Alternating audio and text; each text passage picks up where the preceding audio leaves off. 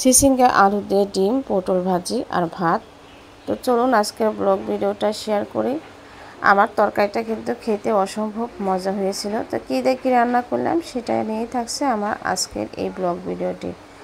তো আসসালামু আলাইকুম, সবাই কেমন আছেন? আশা করি ভালো আছেন। আলহামদুলিল্লাহ আমরাও ভালো আছি। তো প্রথমে আমি পটলগুলো ভেজে নেব।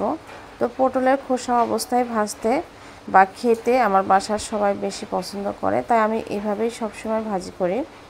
শুধু উপরে সবুজ অংশটা ফেলে দেই, তারপরে শক্ত খোসাটা কিন্তু থেকেই যায়।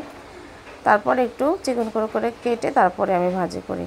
তো কথা বলতে বলতে কিন্তু যে প্রয়োজনীয় মশলাগুলো কিন্তু দিয়ে দিলাম। ধনিয়া গুঁড়ো, জিরে গুঁড়ো, হলুদ গুঁড়ো আর স্বাদ মতন লবণ। তো প্রথমে আমি মশলাগুলো ভালো করে মিশিয়ে ঢাকনা দিয়ে ঢেকে রান্না করব 5 মিনিটের মতো। তো এই তো আমার মোটামুটি কিন্তু অনেকটাই হয়ে আসছে। আর আমি পটলেতে ভাজি করার সময় পেঁয়াজ আর মরিচটা কিন্তু সবার শেষে অ্যাড করি, না হলে দেখা যায় যে পেঁয়াজ আর মরিচটা কিন্তু একদমই পুড়ে যায়, খেতে ভালো লাগে না। তো এখানে এই যে দিয়ে দিলাম আমি কাঁচামরিচ। তো নেড়ে চেড়ে আরও 2-3 মিনিট পরে দিয়ে দেব হচ্ছে পেঁয়াজ। তো পেঁয়াজটা দিয়ে আমি আবারও 5 মিনিটের মতো নেড়ে চেড়ে এটা কিন্তু ভেজে নেব।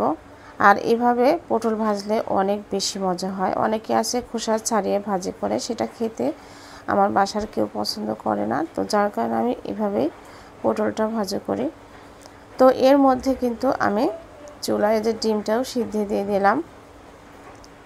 আর ডিমের খোসাটা খুব সহজেই উঠে আসে যদি গরম পানির মধ্যে ডিমটা ছেড়ে দেন।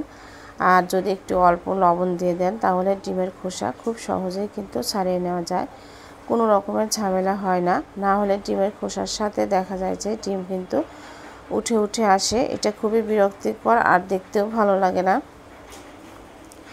তো ডিমের খোসাটাও কিন্তু আমি ছাড়িয়ে নিলাম। এর মধ্যে আমার পটল ভাজিটাও কিন্তু হয়ে গেছে। আমি পটল ভাজিটা কিন্তু নামিয়ে নিচ্ছি। আর এই কড়াইতেই কিন্তু আমি ডিমটা রান্না করে নিব। তো পটল ভাজিটা খেতে কিন্তু অসম্ভব মজা হয়েছিল। আর এই কথা বলতে বলতে আমি যে কিছুটা তেল দিয়ে তারপরে কুচানো পেঁয়াজ আর রসুন দিয়ে দিব। তো রসুনটা দিয়ে দেওয়ার পরে আমি যে প্রথমে একটু বাদামি কালার করে ভেজে নিচ্ছি। তারপরে আমি এর মধ্যে সব কিছু বাকি যে জিনিসগুলো আছে সেগুলো কিন্তু দিয়ে দিচ্ছি। কাঁচামরিচ দিয়ে দিলাম, হলুদের গুঁড়ো দিলাম, ধনিয়া গুঁড়ো দিলাম, দিলাম হচ্ছে শুকনো মরিচের গুঁড়ো আর জিরা গুঁড়ো। আসলে বাইরে প্রচুর বৃষ্টি হচ্ছে, স্কুল কলেজে যাওয়া অনেক বেশি কষ্ট হয়ে গেছে, কিন্তু কিছু করার নেই। পরীক্ষা শুরু হয়ে গেছে বাচ্চাদের, যেতে তো হবেই। তো লবণটা দিয়ে কিছুটা পানি দিয়ে আমি মশলাটা একটুখানি কষিয়ে নেব।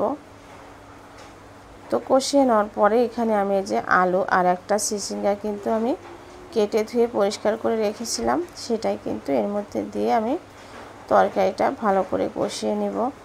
আর তরকারি ভালো করে কষালে কিন্তু এটা খেতেও ভালো লাগে। আর পুরোপুরি বাঙালিয়ানা খাবার। এর মধ্যে কিন্তু এই যে আমি ভাতের চালটাও ধুয়ে দিয়েছি। অন্য চুলার কিন্তু ভাতটাও বসিয়ে দিয়েছি। আমার তরকারিটা কিন্তু কষানো হয়ে গেছে। এখন আমি দিয়ে দেব হচ্ছে এর মধ্যে পরিমাণ মতো পানি। পানিটা দিয়ে নেড়েচেড়ে আমি 10 মিনিটের মতো রান্না করে নিব। তো 10 মিনিট পরে আমি চলে আসছি। এখন আমি যে ডিমগুলো সিদ্ধ করে রেখেছিলাম সেটা কিন্তু আমি একটু ভেজে নিয়েছি অন্য চুলায়। তো সেটা আমি মাঝখানে একটু চেড়ে এর মধ্যে দিয়ে দিলাম। এভাবে ডিম রান্না করলে কিন্তু বেশ ভালোই লাগে। আর বিশেষ করে চিচিঙ্গা যখন গাছ থেকে তুলে মা রান্না করতো, সেটা তো খেতে অসম্ভব মজা হতো। তো আরও 10 মিনিটের মতো রান্না করেছি। তো আমার রান্নাটা কিন্তু শেষ হয়ে গেছে। এখন আমি চুলাটা বন্ধ করে দিব। তরকারিতে আমি একটুখানি ঝোল রেখেছি। তো দেখেন মাশাআল্লাহ আমার তরকারিটা দেখতে কিন্তু অসম্ভব সুন্দর হয়েছে কালারটা, আর খেতেও কিন্তু অনেক বেশি মজা হয়েছিল। আমার ছোটো মেয়ের অনেক বেশি পছন্দ ডিমের তরকারি। তো এর মধ্যে কিন্তু আমার পটল ভাজিও রেডি, তরকারিও রেডি। আমরা এখন ভাত খাবো। আসসালামু আলাইকুম, আল্লাহ হাফেজ।